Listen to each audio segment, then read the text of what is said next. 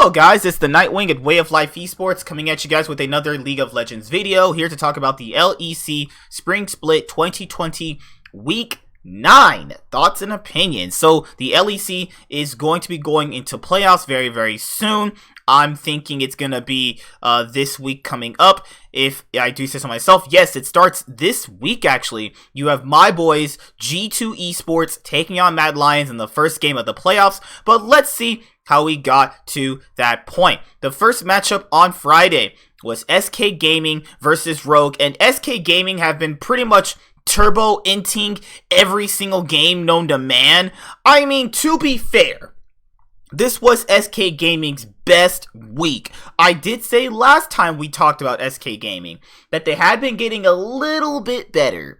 SK Gaming draft Gangplank, Lee Sin, LeBlanc, Varus, and Thresh. Rogue draft Maokai, Sejuani, Irelia, Aphelios, and set support. EU is really prioritizing the set support. We saw that from Fnatic, and I think that other teams are really starting to see just how strong Set actually is in his dueling potential, but obviously he gets kited out, and that's his only big problem. But that's with like any tanky bruiser type melee champion, because if you don't really try to obviously abuse them when they're broken, later on when Set gets nerfed, it's not going to look that good to have him in the support role anyway. So it's obviously going to be something that, you know, you want to abuse right now when it's really strong. Early on, a Trick attempts to gank, it fails, but doesn't really fail because it gets Larson down low in health. Inspired is taking his Krugs, Rogue's bot lane is getting pushed in. That's really weird because Crownshot and Limit have been a pretty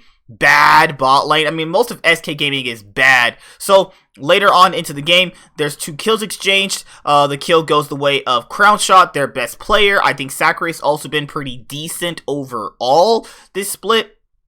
They attempt on a dive at about around almost like 8 minutes in. Limit misses a Thresh hook, and then you have the Set getting flayed back. And then, obviously, the Thresh lives. And then you have Inspired coming down on the Sejuani. This guy does get slowed, but it doesn't matter. He uses the W, goes in, and then it fails. And then most of the teams, obviously, start leaving. Larson comes in for a kill onto Thresh. And then it gets a trade kill back for Crownshot's Varus. And then, obviously, Rogue is starting to take the Rift Herald. And then after that, most of the game gets pretty much back and forth, to a point where Rogue is literally 3 kills ahead.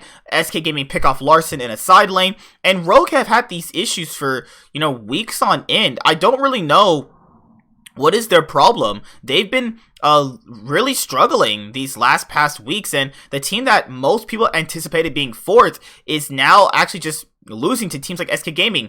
Hansama gets instantly popped by Gen X, and then Crownshot kills Vander, and then now it's SK Gaming's turn for the Baron. And to be fair, I did say going into this is going to make these more bad teams look a whole lot better. SK Gaming have been turbo-inting basically every single game of the split. They're just inting so badly. I don't even know how these guys are getting paid. And then they do manage to take down Rogue.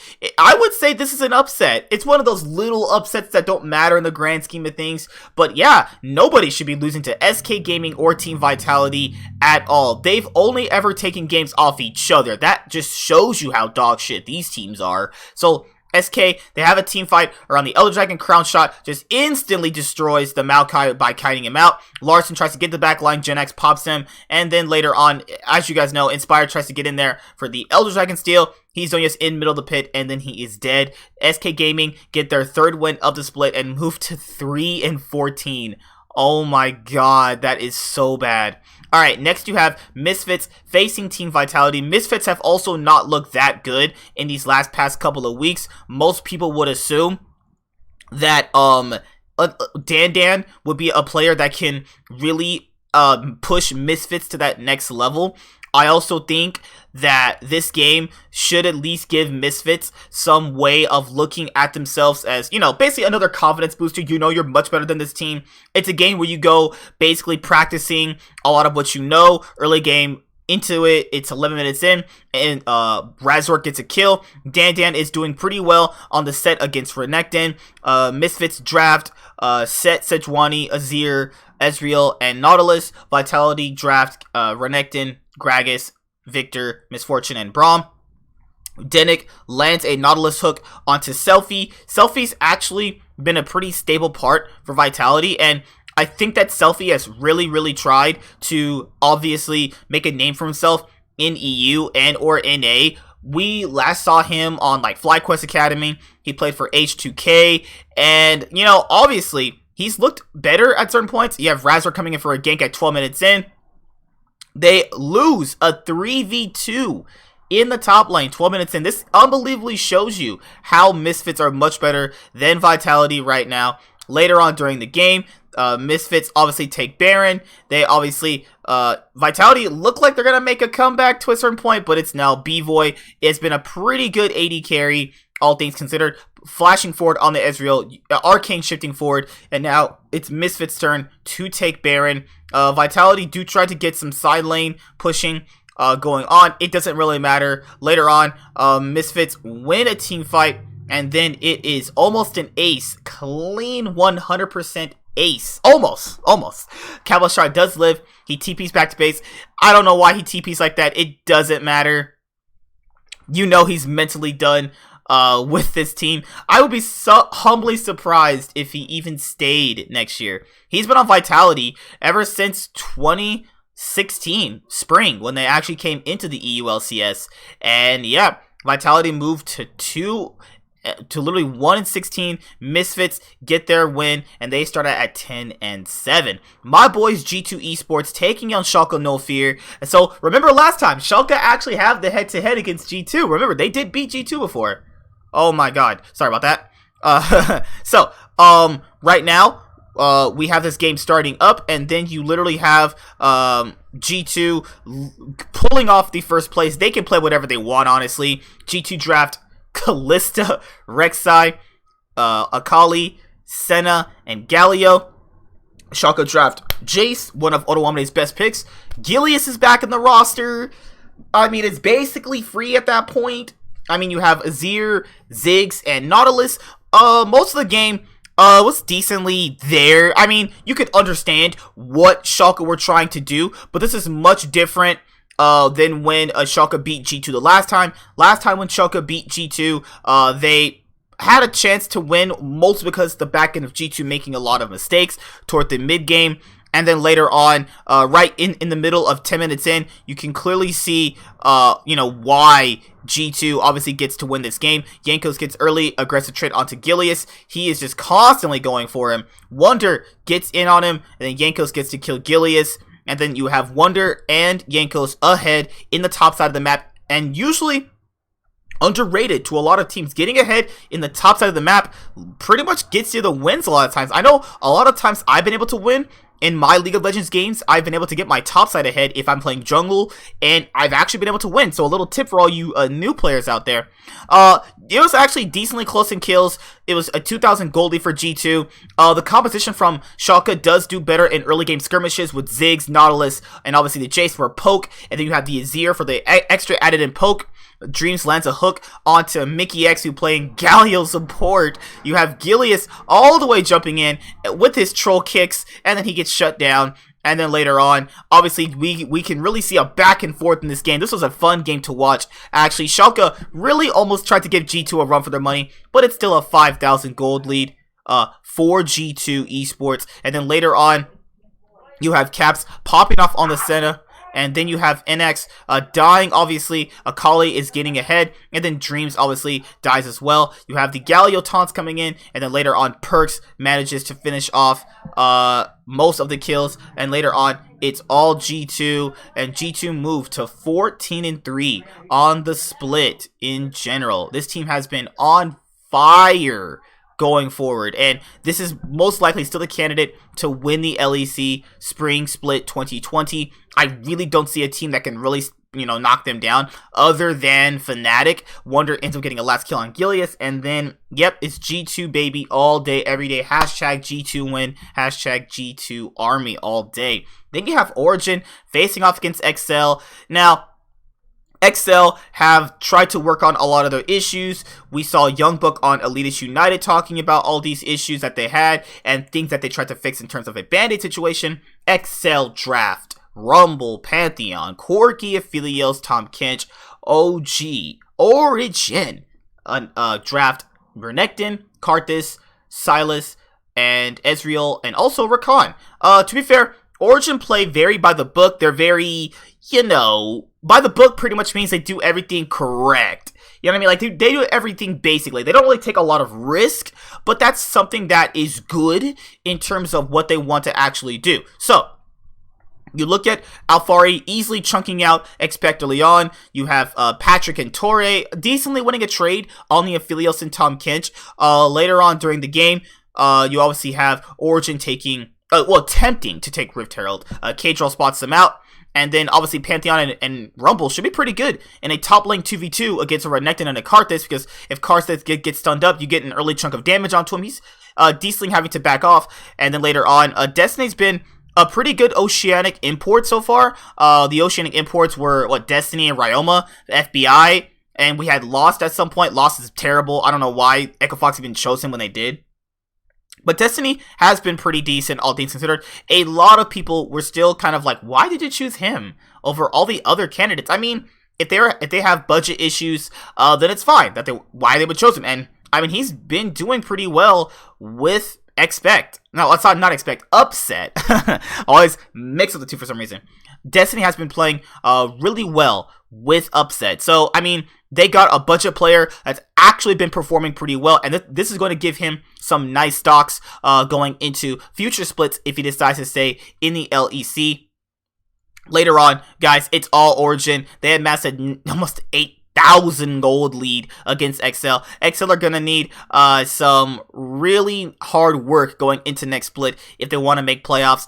I see them as like a Hanawa Life Esports for LEC, where like they could make playoffs, but they continuously falter toward the very last moments. To be fair, Patrick did play up against his former team, and he's probably definitely now thinking to himself, why did I not stay on Origin? I'm getting clapped by my replacement. Oh my god. It's just all Origin. Hashtag Xpeka and Deficio, baby, all day. Last game of Saturday. No, sorry. Good sword. Last game of Friday. Sorry. Oh my god. My mind is dead. You have Fnatic playing up against Mad Lions, and Fnatic definitely looked like they were pretty much solidly into the game. The draft was from Fnatic was decently solid, all things considered. You had Set, Olaf, Syndra, Lovers bot lane. Then you had, for Mad Lions, you had Aatrox, Gragas, Zoe, MF, and Thresh. EU loves their MF Thresh. They love their Lovers dual bot lanes. Early game on, Fnatic are, doing their usual, self-made likes to go to blue, so he has Bwipo covered. Bwipo loves to fight top lane. This man will never, ever not fight. If you tell Bwipo to not fight, this man will just keep fighting no matter what, and he just doesn't know when to never not fight. And later on during the game, Mad Lions actually get 2 kills. One onto Humanoid and one onto, the Thresh KSing. And then you have Shadow dying, obviously, somehow. And I'm like, okay, this guy just randomly just died. He really did it. He got killed, obviously. But later on, Fnatic are going pretty much even with Mad Lions. Mad Lions actually beat Fnatic before, if most people don't remember. Mad Lions got an upset, and Bwipo on the set, he tries to make something happen around 60 minutes in. He actually gets a trade kill back in a 1v3. Gets a trade kill back. He actually almost survives a 1v4 gank. Later on, he can't evade it. Literally, it's just MF popping off. He literally outplayed a 1v4. Bwipo, yes, outplaying a 1v4. Okay, Bwipo, like, I have him as my MVP of this spring split. He's been playing absolutely amazing. And then later on, it's all Fnatic after that. It was a decently hard-fought early game from Mad Lions, but then later on, Fnatic, it's almost an 8,000 gold lead. They're absolutely dumpstering them. Now, to be fair, Mad Lions did beat them before, so it's like, okay, they have things where they could obviously exploit Fnatic by. But later on, Fnatic get all the turrets, all the objectives, and then it is GG for Fnatic. They get a pick-off onto Shadow and Karzi, and then they get Humanoid. Then they almost get Orome, but then later on, Hylissang goes over the wall with the knockup, and then they obviously take out Kaiser, and then Reckless gets 3 kills on the Xayah, and you know when he's feeling it, the rest of Fnatic are, and the Fnatic fans can be happy. Hashtag always Fnatic. Fnatic moved to 13-4, firmly positioning themselves in that second place spot. And then you have Saturday. Obviously, you have SK Gaming versus XL. I'm not even gonna lie to you guys, this game is fucking horrible. I don't know why I choose to watch these games as much as I do, just because I love League that much. But man, these teams at some point, what level of dog shit are we looking at here? Okay, so around, let's say, there's a dive that happens around level 2. Trick goes for a gank. He loves his Kindred. They get a kill onto Patrick. It almost does take him out in the turret dive. So it's a 1-for-1. Crown Shot gets a kill. Trick dies, but that's good to have your kill on the ADC because he is your primary carry. I think if you just funnel resources into Crown Shot, they'll be just a much better team in general, but I'm not really thinking about it too much. You have Sakurai around 4 minutes in, gets a TP. They attempt to do a gank, but the ward spots it out. XL, even losing to SK Gaming, because you're thinking like, XL, they can beat teams below them, but the Fnatic G2s, the Origins, they are going to struggle against them, right? Yes, but against this game, you were probably thinking, okay, yeah, they can beat SK. At 25 minutes in, they try to take a Barret, and then Sakurai does do well at zoning on the gangplank, and then he's able to flash away, and Torre is chunked out. They cannot do Baron at this point. Trick feeling it. He can definitely aggressively flash forward. XL's comp does have a decent amount of poke. Mickey being ever so more the coin flip player. Always decides he doesn't want to play some games competitively, but it's okay. Later on, SK Gaming 2-0 week, their first 2-0 week. Vitality is without a doubt the worst team in the league. Yes, without a doubt, without a clear-cut doubt, Vitality is the worst team in the league. Now, they've had worse splits before, but is this one the worst? Probably. Schalke playing off against Rogue, and Rogue actually get 2-0'd. Yes, Rogue, what's going on with you? Like, Schalke is getting better. Schalke is getting better. Yesterday, they did face, G2, so it's obviously that they're not really expected to win. Rogue draft Aurelia, Pantheon, Corki, Aphelios, and Braum. You had Schalke drafting Jax for Gilius, and then Sejuani, Azir, Misfortune, and Nautilus. They constantly give Abadage Azir. I think he's just been on Azir duty. That way, like, he can scale up and have aggressive damage later on and early on, because Azir does do pretty well. Even early on, I love Azir. He can do good early on. It just depends always how you play him. He uses the Shifting Sands to get over to an evaded gank 3 minutes in, but to the fact that they don't trust him on literally any pick in general goes to show you how much they really don't think he has the ability to carry. Later on during the game, there is definitely a fight at mid where the Rift Herald charges up for Rogue, and Rogue is looking like a really weak team, coming forward, because they have been fundamentally dropping the ball. Schalke get quite enough kills early on to put them ahead. Inax gets a kill at 20 minutes in on the Misfortune, and it's all Schalke. So is Gilius the better answer than the other guy they were using? I'm not too sure yet. I think a less toxic team without Forgiven is obviously making them better. 20 minutes in, they get a Baron, and you guys know in solo queue, you get a Baron 20 minutes in, it's over. Dreams lands a hook onto the Corki and the Braum. He's actually surviving an encounter with a Corki and a Aurelia. That's how ahead Schalke is, and then Schalke later on push toward the win. Aggressively flashing forward is Otawamne, having his best game of the split on the Jax. He's legendary. He's feeling it. We know Forgiven called him a choker, and he's definitely not. I think being outclassed by Korean top laners obviously is something Forgiven didn't take into consideration. But yeah, I like how Schalke improved a little bit, and he really was putting his work into this game.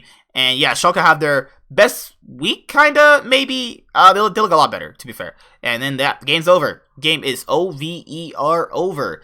Abadage gets 2 more kills on the Azir. And then it is Rogue's worst week, man. Rogue is looking worse and worse. They already locked playoffs anyway. So, I mean, hopefully in a best of 5, they look a lot better. And then you have Abenage getting last kill onto Aurelia.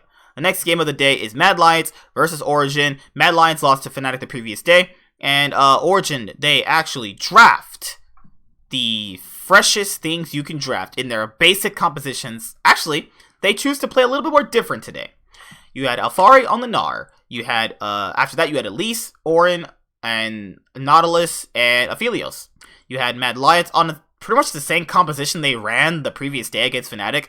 The only really change different is Humanoid on Renekton mid. Now, I was like, is this Doinby playing Renekton mid? No, they're like, no, it's Humanoid. Crap. Alright, so, most of this game, there's nothing really much about this game. Nukeduck has been playing the tanks mid, and I think he looked pretty well on them. They win team fights around when they're mostly all level 16 to 15. Most of the game was decently slow. Definitely Carzzy was getting a little bit more further ahead on the Syndra, and they were actually winning some team fights, all things considered. And I was thinking to myself, okay, can Mad Lions beat Origin? I mean, they were really, really doing strong. And you're thinking to yourself, okay, Origin can't really lose to them. Nope, Mad Lions win a team fight with Carzzy getting ahead on the Syndra, 300 CS, Luden's Echo, Deathcap, Void Staff.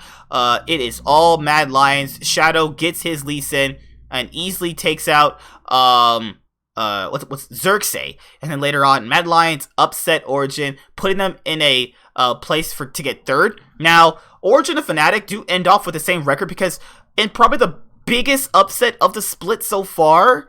I mean, I don't know what this game was. Let's be honest here. Vitality actually upset Fnatic. What? Like, huh? So, Bwipo... Good lord. I don't understand. Like, Comp kills Bwipo, Reckless kills him back, Hylissang is somehow top lane. They know they lock playoffs. I don't know if they're taking this game seriously. I don't know if this is a legitimate strategy. I have no clue. But around 3 minutes in, Hylissang does his best shit impressions. He dies to Gragas, and then you have Nemesis playing Graves mid. You can tell this is a troll game, but they were getting decently far ahead. Selfmade was popping off on the Evelynn, because Evelynn is a really great early game pick. Nemesis gets killed. It's 3 kills, 4 skeins. He's looked like a shitty jungler all split long. Fnatic draft Shen, Evelynn, Graves, Jhin, and Jarvan. Cabochard drafts Vitality drafts Sion, Gragas, Victor, Varus, and Thresh. No fun for Vitality. They want to work on a lot of stuff. Early on in the skirmish, Nemesis gets chunked out anyway. It's something where Fnatic could win. To be fair, Hylissang did get flashes out of it, so, I mean, it does work. I don't really think most Fnatic fans should be mad about this game in general. I mean, to be fair, Fnatic were in the game mostly. Like, you'd think from that trade, Fnatic wouldn't be in the game. To be fair, they were winning at one point, so, maybe this was a legitimate strategy, except it really didn't pay off. You had Selfie pretty much trying to outevade a 1v2 gank, but you guys know how Evelynn is. Like, she's super strong when she gets, items ahead. TP comes in for Cabochard, and he does the, he tries to knock people up. Bwipo suicides in the Cataclysm, and then it's pretty much a botch dive from Fnatic, where Nemesis does get a Traco back on Comp. Later on, Fnatic have a chance to win this game. I mean, this wasn't really that bad from Fnatic, and if this comp is how they're going to be flexible and how they can make themselves, differentiate themselves and make themselves look a lot better for a lot of the teams, then it's fine. They had a 5,000 gold lead. They legitimately had a 5,000 gold lead. They were winning this game.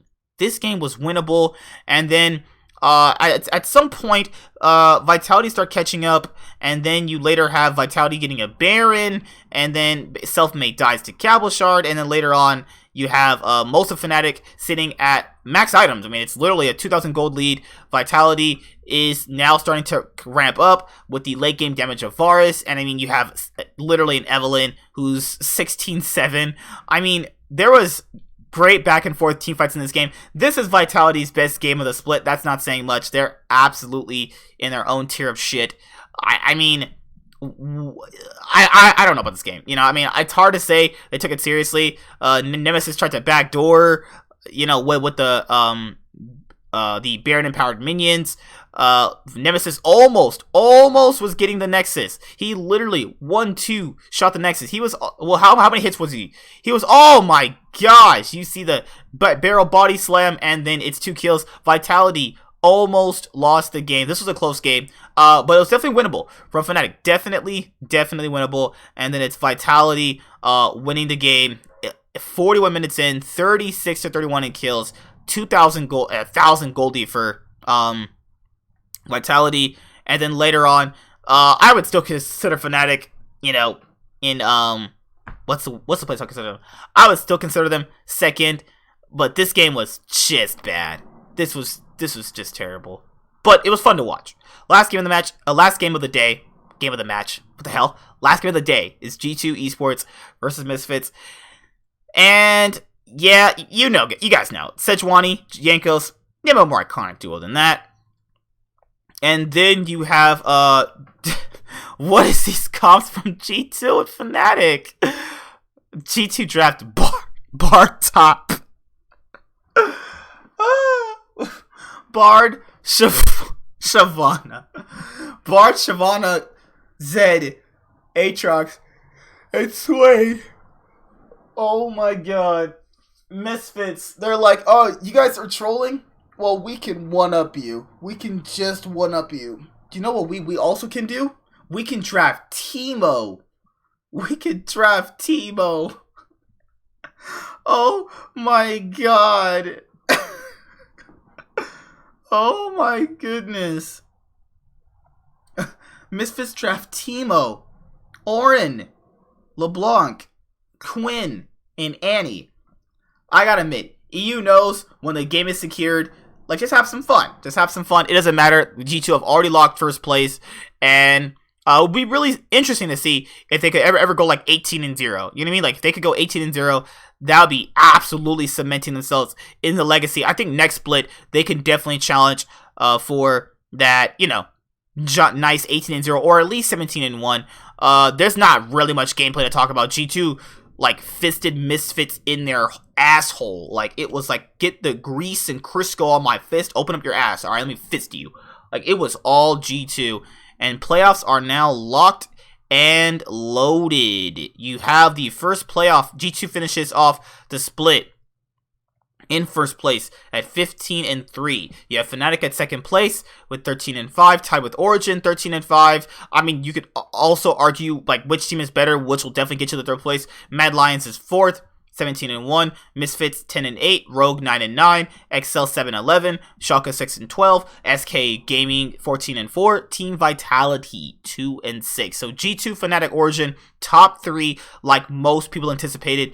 I had Rogue in my fourth place coming into the split, but they, oh godly man, holy shit, they looked like dog crap. And then I also had Schalke at fifth place, and they got eighth. So, you know, shit happens. So it's time for playoffs now, and I'll be definitely previewing the playoff games moving forward. You have G2 versus Mad Lions up against each other this week, and then you have Fnatic on Saturday playing up against Origin, and yeah, these are going to be some exciting best of fives to watch, and I cannot wait to see these matches coming forward. See you guys later. Like, comment, subscribe, most of all, enjoy. I'm the Nightwing, and Way of Life Esports is signing out. Peace out.